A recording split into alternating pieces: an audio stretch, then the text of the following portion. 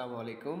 Welcome to CE 413. This is lecture number 13 and our lecture topic is design limitation of composite floor system.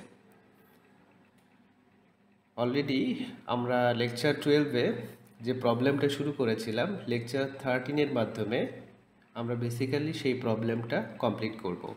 That means design limitation of composite floor system এবং introduction to floor system, এই দুইটা lecture মিলে আমরা পুরো ডিজাইনটা complete করব। তো প্রথমত আমরা দেখতে পাচ্ছি এখানে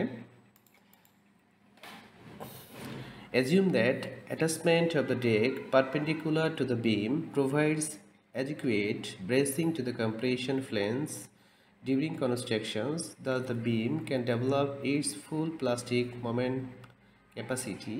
The required plastic section modulus ZX is determined as follows from AISC, American Institute of Steel Construction specification.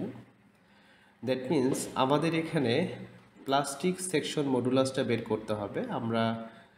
আমরা জানি যে ইলাস্টিক ডিফরমেশন, দ্যাট মিন্স কোনো একটা ম্যাটেরিয়ালের উপরে লোড অ্যাপ্লাই করার পরে যদি সেটা ডিফরমেশন হয়ে থাকে এবং লোডটা রিমুভ করার পর আবার যদি তার অরিজিনাল পজিশনে ফেরত যায় তাহলে সেটাকে আমরা বলি elastic deformation or elasticity. Plastic deformation that means কোনো একটা ম্যাটেরিয়ালের উপরে লোড অ্যাপ্লাই করার পরে যদি তার ডিফরমেশন ঘটে বাট লোডটা রিমুভ করার পরে ম্যাটেরিয়ালটা তার অরিজিনাল পজিশনে ফেরত যাবে না, তাহলে সেটাকে আমরা বলবো প্লাস্টিক ডিফরমেশন। এবং প্লাস্টিক সেকশন মডুলাসটা আমরা বের করতে যখন চাইব অ্যাকর্ডিং টু এলআরএফডি মেথড অনুসারে, দ্যাট মিন্স ইউএসডি মেথড অনুসারে, তো Z plastic section modulus Z is equal to MU divided by phi F Y.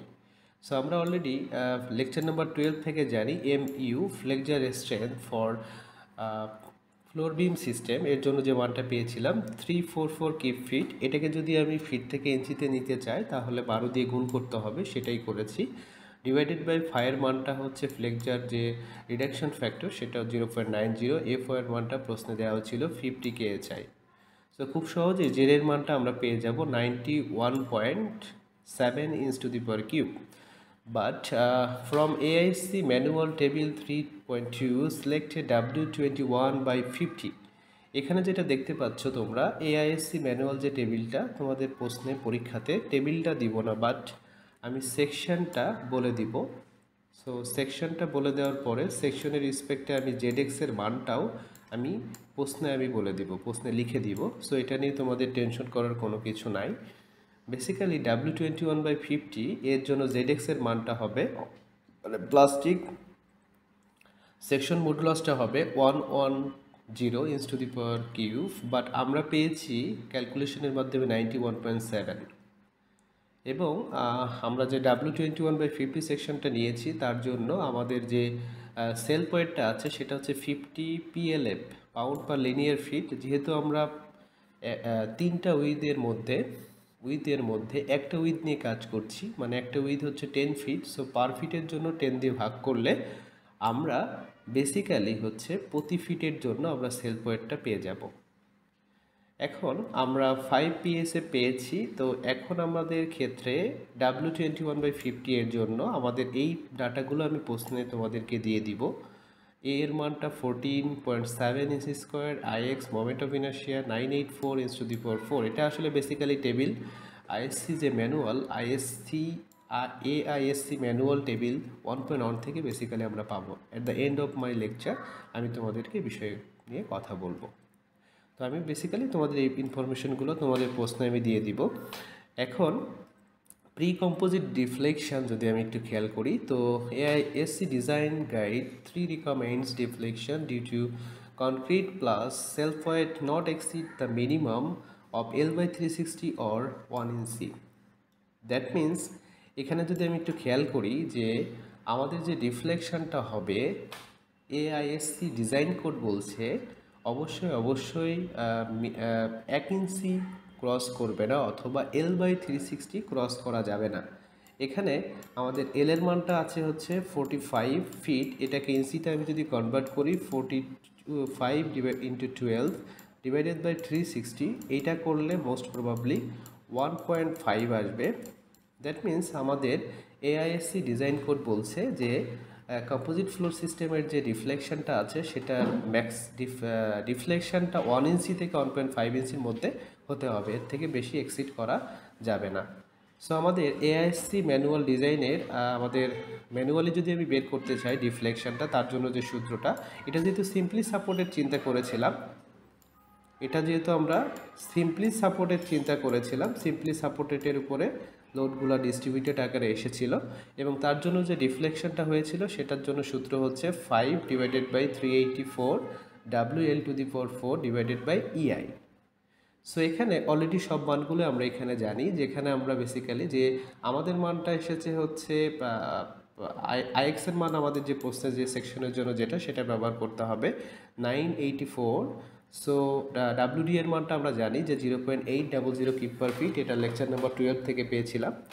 Lecture number 12 থেকে WD এর মানটা পেয়েছিলাম। এটাকে বেসিক্যালি যদি আমরা কিপ ইঞ্চিতে করতে চাই তাহলে keep per fit, that means এক ফিট মানে হচ্ছে 12 ইঞ্চি, সুতরাং 12 দিয়ে হচ্ছে আমাদেরকে ভাগ করতে হবে, কারণ ফিটটা নিচে। সো নিচে যদি আমি ইঞ্চি করতে চাই, ফিট যেহেতু নিচে, এক ফিট ইজ ইকুয়াল টু 12 ইঞ্চি।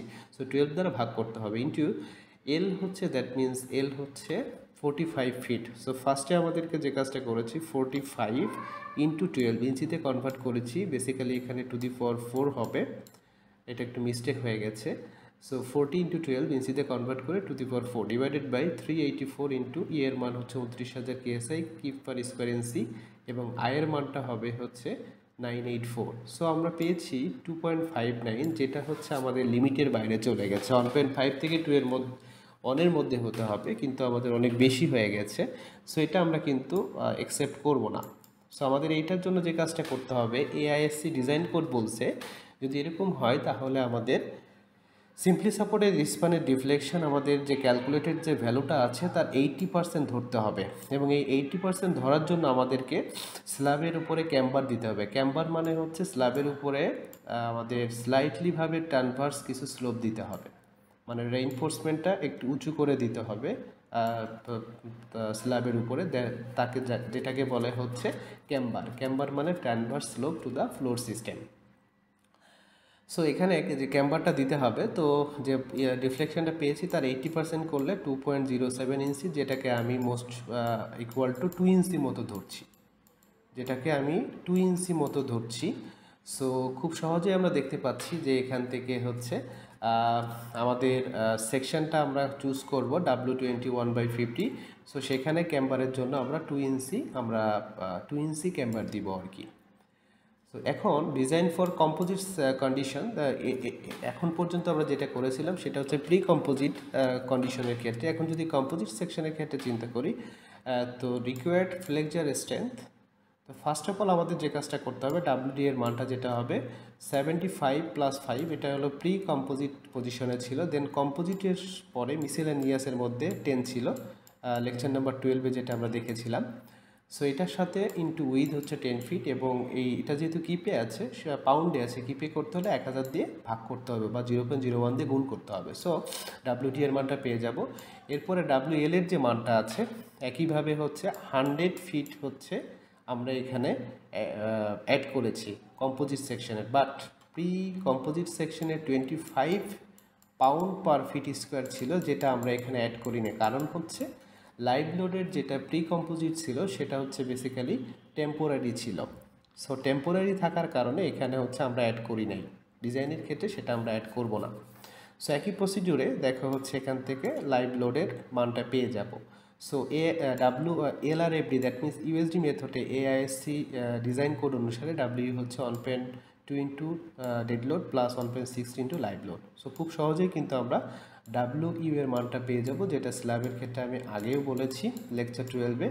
সেটা হচ্ছে এটাকে আমরা কল্পনা করব একটা সিম্পলি সাপোর্টেড বিম হিসেবে এবং এটার উপরে এই WUটা কাজ করবে, ফলে মোমেন্ট যেটা হবে সেটা হচ্ছে WL²/8। সেটাই দেখো এখানে বসিয়েছি, WU এর মানটা বসিয়েছি, এল এর মান হলো 45² divided by 8। So 678 kip feet আমরা মোমেন্টটা পেয়ে যাব।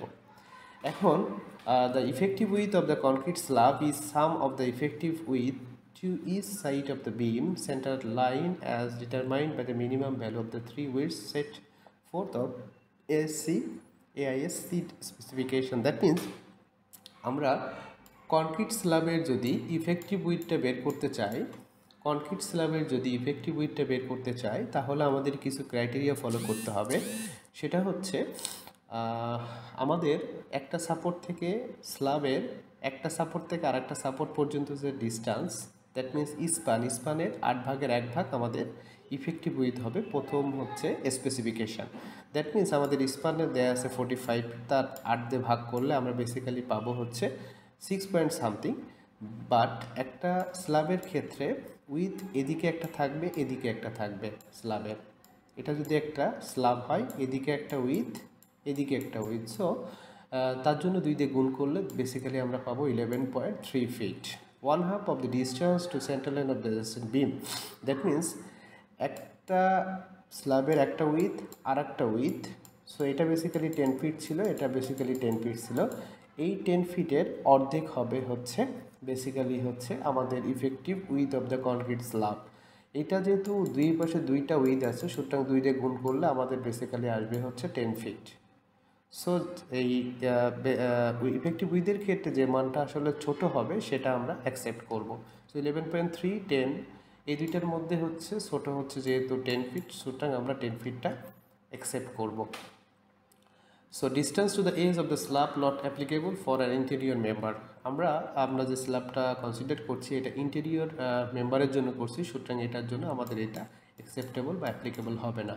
সো এই ক্ষেত্রে আমরা এখানে শুধুমাত্র দেখব যে আমাদের যে স্পান থাকবে তার 8/1 নিবে এবং 2 সাইডের জন্য 2 দিয়ে গুণ করব, এবং অ্যাডজেসেন্ট যে বিম আছে স্ল্যাব আছে তার উইথটাকে 2 দিয়ে ভাগ করব এবং আবার 2 দিয়ে গুণ করব, কারণ 2 পাশে 2টা উইথ কনসিডার আমাদেরকে করতে হবে। এর মধ্যে যেটা ছোট হবে সেটা আমরা অ্যাকসেপ্ট করব এবং সেটা আমরা ডিজাইনের পারপাসে ইউজ করব। এখন আমরা যে এমইউ এর মানটা পেয়েছি, আগেও তোমাদের বলেছি যে আমরা জানি যে MU = হচ্ছে 5 AS FY into D minus A/2। এখানে যেটা হচ্ছে A = দেখতে পাচ্ছি যে AS FY divided by 0.85 FC prime B। So এখান থেকে আমরা সব কিছুর মানই জানি যেহেতু, সুতরাং হচ্ছে AS এর মানটা পেয়ে যাব। এই যে MU এর মানটা হচ্ছে এখান থেকে পাবো। সো এখান থেকে AS এর মানটা বের করতে পারলে মানে স্টিলের পরিমাণটা খুব সহজে বের করতে পারবো, যেটা আমাদের মূল টার্গেট, মানে design of floor beam system. That means reinforce কতগুলো লাগবে সেটা আমাদের বের করা খুব সহজেই কিন্তু এখানে বের করতে পারবো। তো তোমরা MU পর্যন্ত বের করলে হবে এবং এটা তোমরা করবে আর কি, effective width of the concrete slab. এখন একটু আগে যে শেপগুলো নিয়েছি, ডাব্লু শেপের যে সেকশনগুলো নিয়েছি, এখানে দেখতে পাচ্ছ এই টেবিলগুলো বেসিক্যালি তোমাদেরকে AISC ম্যানুয়াল থেকে এগুলো ডাউনলোড করা, স্পেসিফিকেশনের ম্যানুয়াল থেকে এগুলো ডাউনলোড করা আর কি। তো এটা আমি পরীক্ষায় দিব না, বাট তোমাদের সেকশন অনুযায়ী যে মানগুলো দরকার সেগুলো আমি প্রোভাইড করে দিব। সেখানে দেখতে পাচ্ছ যে W21/50 সেকশনের জন্য প্রত্যেকটা মানই দেখো দেওয়া আছে, FY এর মান দেওয়া আছে, প্লাস্টিক মডুলাসের মান মানে ZX এর মান দেওয়া আছে। হ্যাঁ, প্রত্যেকটা মানই কিন্তু এখানে দেওয়া আছে। সো খুব সহজেই এখান থেকে আমি খুব কনসিডার করতে পারবো। দেখো FY এর মান 50 KS এর জন্য এই যেটা আমরা এই সেকশনটা চুজ করেছি 21/50 এর জন্য, দেখো যে মানগুলো আমাদের দরকার বেসিক্যালি সবগুলো মানই কিন্তু এখান থেকে আমরা নিয়েছি আর কি, এখান থেকে বেসিক্যালি নিয়েছি। তো এখানে তোমরা একটু জাস্ট একটু চোখ বোলাবে এটা তোমাদের এই রিসোর্সেস থেকে।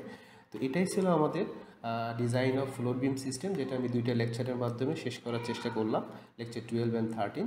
তো আশা করছি তোমাদের ধৈর্য থাকলে এবং লেকচারটা আবারও বলছি 3-4 বার দেখলে অবশ্যই বুঝতে পারবে। আর প্রবলেম থাকলে লাইভ ক্লাসে আমাকে কোশ্চেন করবে।